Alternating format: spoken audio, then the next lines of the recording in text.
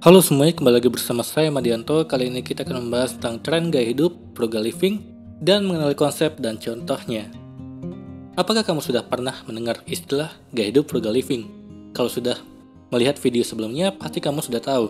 Gaya hidup ini sedang tren sekali di kalangan anak muda dan ibu rumah tangga karena ternyata dapat memberikan dampak positif bagi pengaturan keuangan sehari-hari.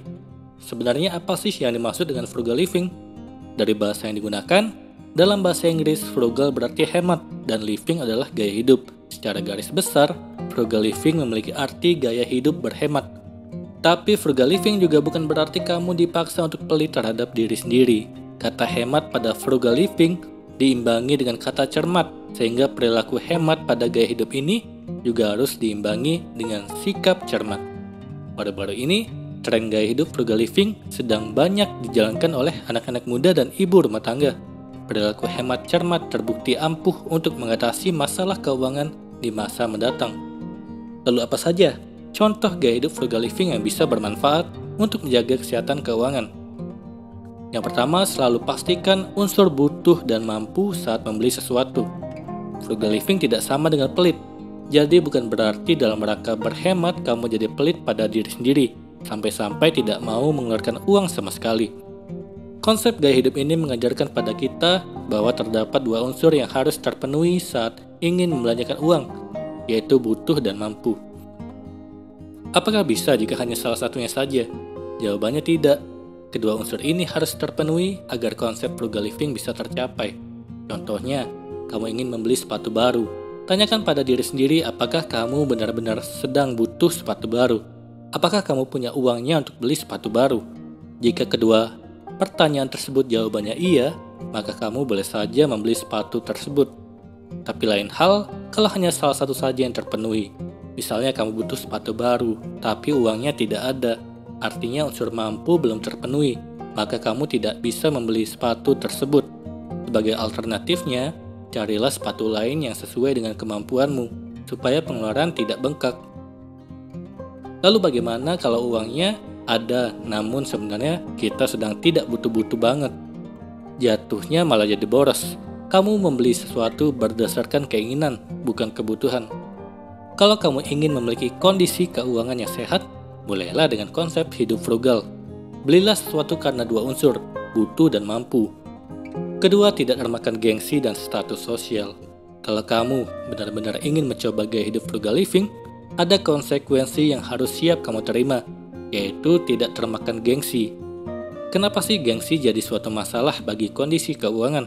Karena banyak pengeluaran yang dilakukan atas dasar keinginan untuk memenuhi gengsi. Dalam gaya hidup frugal living, ingatlah konsep pertama, bahwa membeli sesuatu harus memenuhi dua unsur, yaitu butuh dan mampu. Memenuhi gengsi umumnya justru berlawanan dengan unsur butuh dan mampu. Seseorang membeli barang bukan karena butuh, tapi karena ingin, dan memakai uang yang sebenarnya tidak dimiliki. Tentu saja, tujuan utamanya adalah untuk memenuhi gengsi dan menaikkan status sosial. Tapi perilaku itu sebenarnya bahaya sekali untuk kondisi keuangan, karena tujuan keuangan di masa depan jadi sulit tercapai. Kamu tidak perlu malu dengan hidup yang apa adanya dan sewajarnya. Kamu juga tidak perlu memuaskan keinginan orang lain dengan memaksa diri membeli barang-barang yang tidak perlu. Pada akhirnya, lingkungan pertemanan kamu akan membaik dengan sendirinya kalau kamu konsisten menampilkan jati dirimu apa adanya, bukan memanipulasi gaya hidup dengan mengikuti gengsi.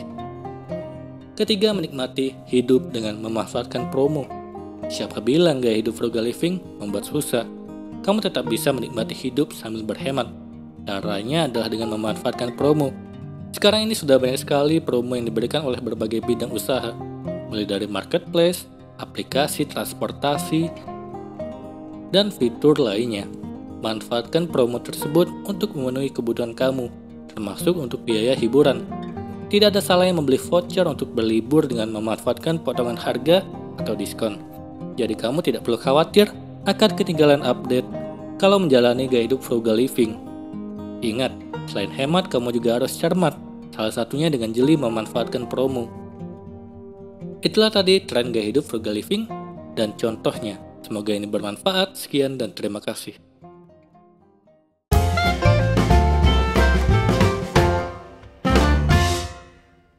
Halo semuanya, terima kasih telah menonton video ini sampai akhir.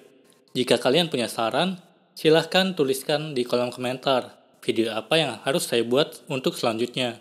Dan jika kalian suka dengan video seperti ini, silahkan klik like. Semoga video saya bisa bermanfaat.